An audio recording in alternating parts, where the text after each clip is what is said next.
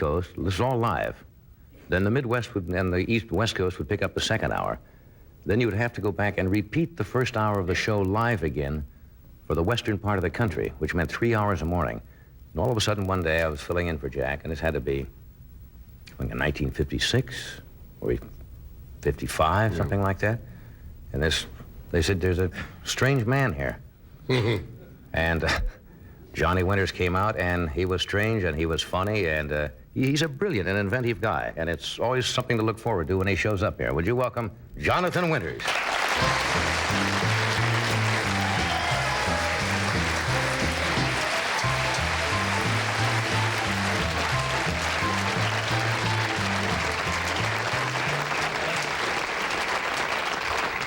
So you know, almost a standing ovation there. They were in a, well, they were in a, like this. It was kind of a, I guess it's kind of a squatting ovation. That's about as close as I'll ever get. I'm very pleased with that. If they just make a move, that's enough.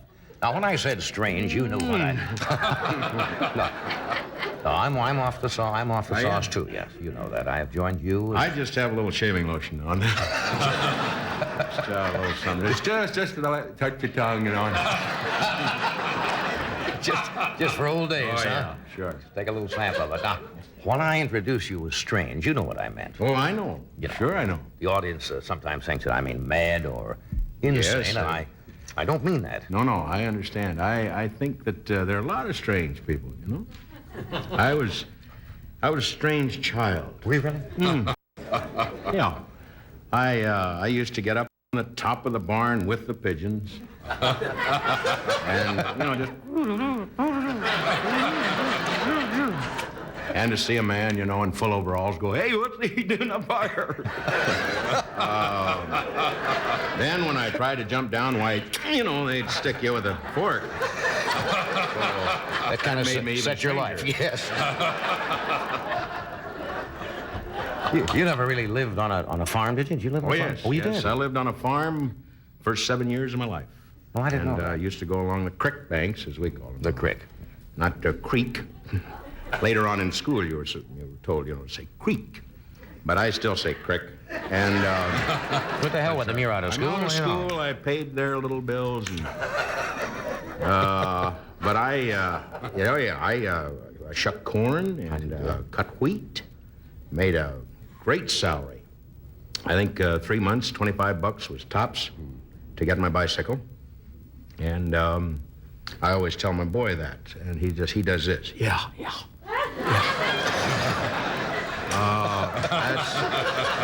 Kids don't want to hear that. They don't want to hear that, and they're going to hear that until I go to the great place in the sky. The great silo up there The somewhere. great silo. But I still enjoy going back to the farm. I did want to tell you a little kind of a semi-funny story. Never want to say funny because they're, let's hear it. That wasn't funny. Wasn't funny. So I went back, I usually go back home, being from Ohio. I know you're from Nebraska, and you're, Ed, from Pennsylvania. New England. That covers a lot of states. I guess you owe some bills back there. The minute you know, that's like my saying the Middle West. It's all right. I went home this last weekend, you know, to Nebraska. Oh, did you go home to Nebraska? I went home to Nebraska. Yeah. We're up there. Had a great time. Two folks from Omaha. Did you? But you returned home, huh? I returned home for, my reason was for money. I went home to do a commercial just north of Cincinnati, and,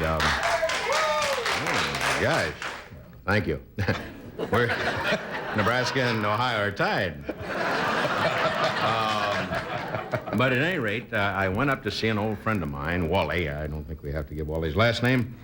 For a lot of reasons. But he had the big blues on, the big Benz, as we call the full bib overalls. And I went in to see him. He was getting ready for, it was fishing time now back home. You know, it's been a couple of months now, I guess they've been fishing. They've had some tornadoes which took the majority of the fish away.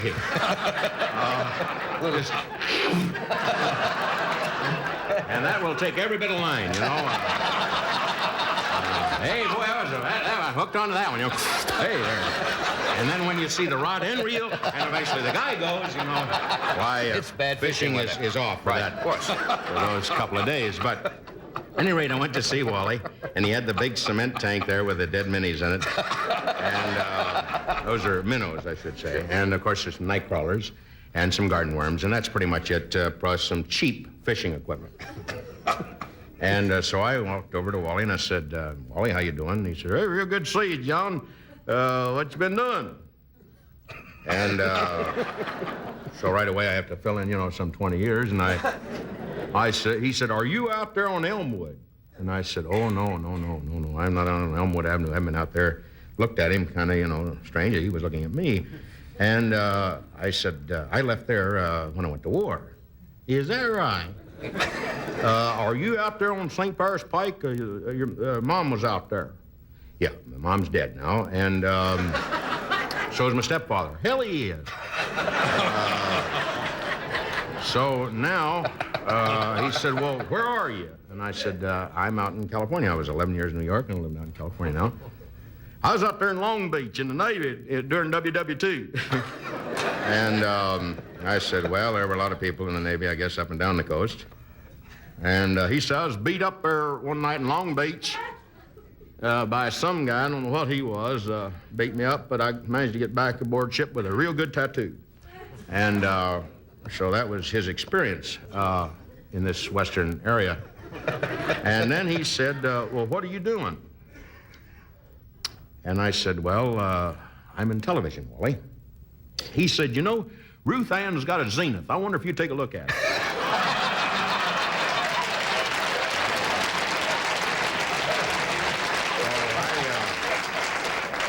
I said then, I don't know why I said this, but I said, no, I'm an actor, a comedian. And there was a long, long take. That's right.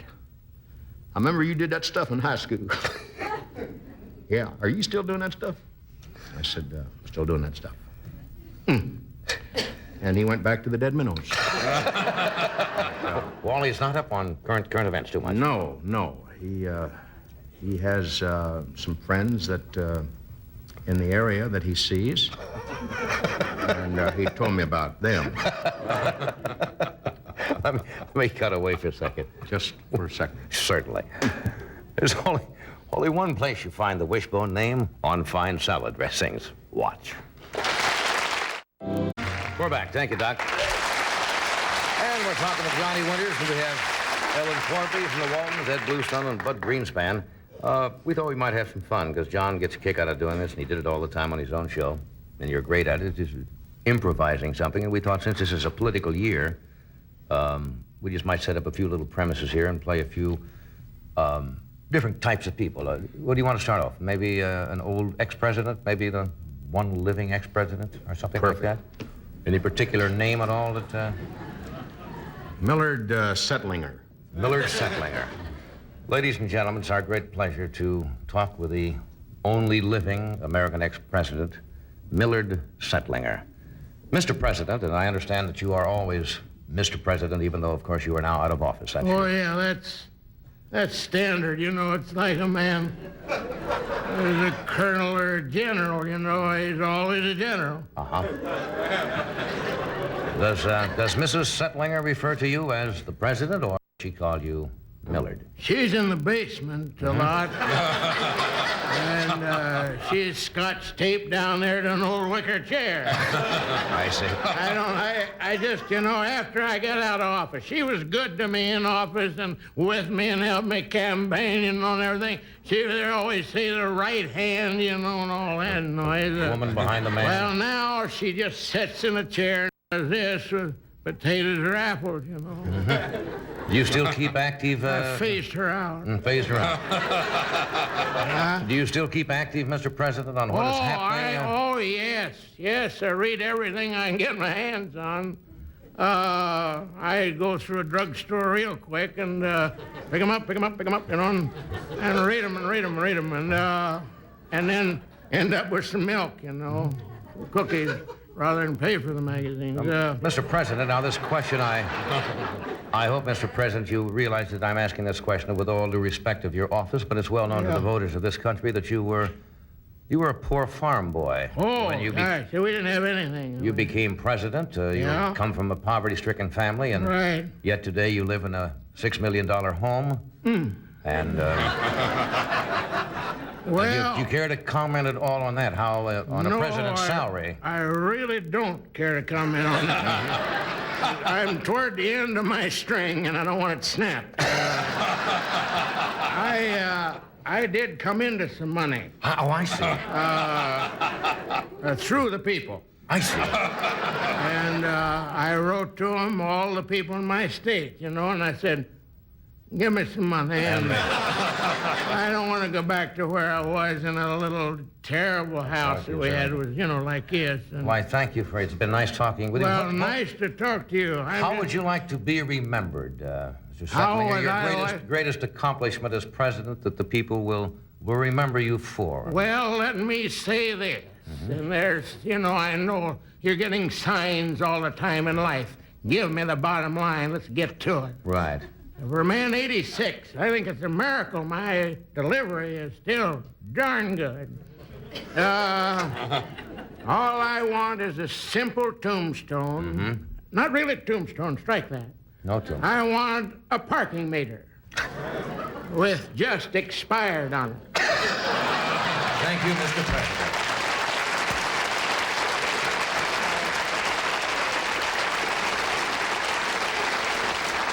Now let's just go 180 degrees from that and take the role of a brand new eager beaver, young senator or congressman trying to run for office. Well, who would you like to be called? Brainerd Stayfuss.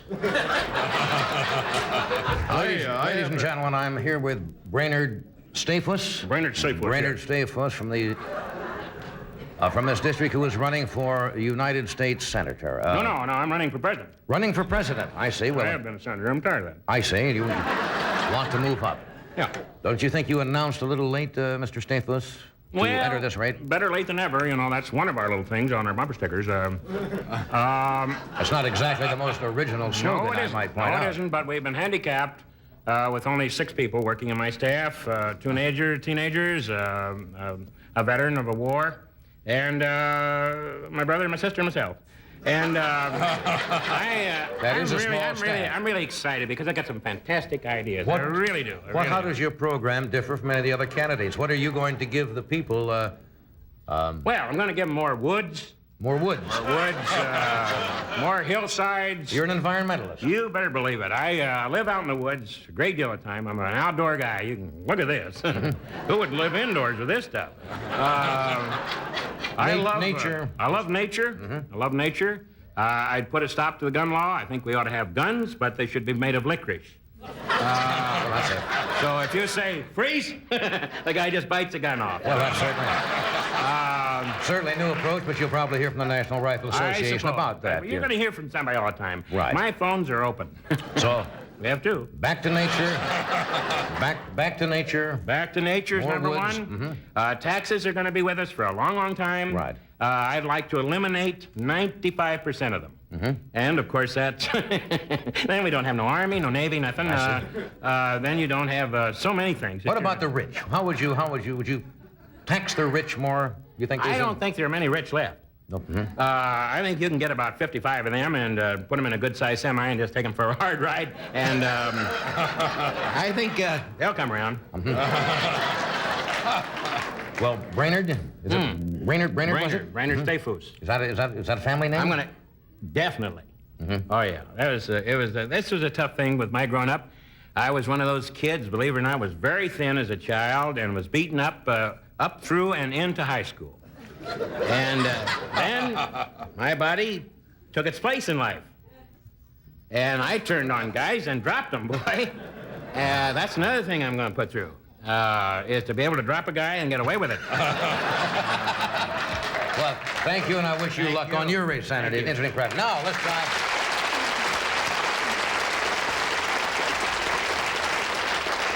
Let's talk to one of the voters. Now, voters are confused. I'll just talk to a typical befuddled voter here, because your name, sir, is? Alan Gornlinger. Alan Gornlinger. Goinglinger. Where are you from, Alan? From the South. From the South. Do you have any particular political affiliation at all? What bothers you, Alan? Well, so many things. I like a pretty face. I think that's true of men and women. They like a pretty person. An uggo's no fun. Uggo's no fun. Uggo's no fun. I want to see a pretty face. I think a pretty couple in the White House would be nice. Well, a lot of people, you see, Alan, think that is the problem with television, that people vote for the person's image rather than their intellectual capacity. And I do. therefore- I vote for person's image. For person? I don't care what they've got in their gourds. You don't, As long as they're As pretty, long nice as they're looking. pretty, get on the plane pretty, get on the train, the bus pretty. That's all. Be pretty. Be pretty. Be pretty. Be pretty. What do you do for a living, Alan? Well, I've tried so hard to find myself. I feel for the young people. My son has had a hard difficult. time finding himself, and his grandson, or my grandson. My wife is having a hard time finding herself. We just can't find us. I see. Well, So I think in getting a new president, maybe I'll find myself through him or her. I really what I have. My late brother. I'm sorry, I didn't know. Oh, it's all right. Oh, I'm sorry. All right. I was waiting on him to go. He left me $46,000. That's nothing today. I just couldn't, I had one party and it was gone. But he would have wanted me to do that, I think. But I'm very happy. I travel around a great deal, just all over America. Liking meeting pretty people. You stay long enough in a good airport, you'll see somebody pretty. I found somebody the other day, a very attractive woman. How about Mrs. Gunlier? Is she what you would call a pretty woman? Did you marry her? Yes, I married her about a year ago. I married quite late. Oh, I see this. I'm 50. She's 49. That is quite late, and is there any particular It's reason late you for waited? her. Late for her. It's late for me, too. She is just doing this.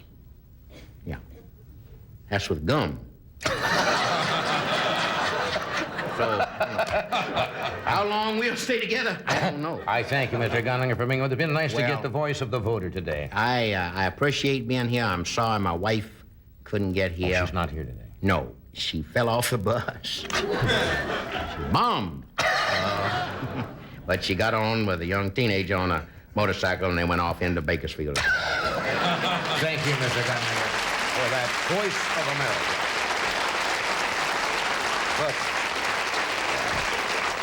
Hey, it's always great to have you here. Well, I hate to run. I'm I know you doing got- a play in Bakersfield, and Albert Denler, Walker Stench, Martha Bradley Ninler, and I love her. myself. Always have loved her. We The made first over lady of the $75. theater. Yeah, we made over $75 this past month, and where things are going to really pick up. We really believe that. It's called The Great Tree, and The Great Tree. The Great Tree. And I had forgotten the theater. You just it's way in back of some stuff. I thank you for coming and give my best to that wonderful cast, will you? Johnny Wilson.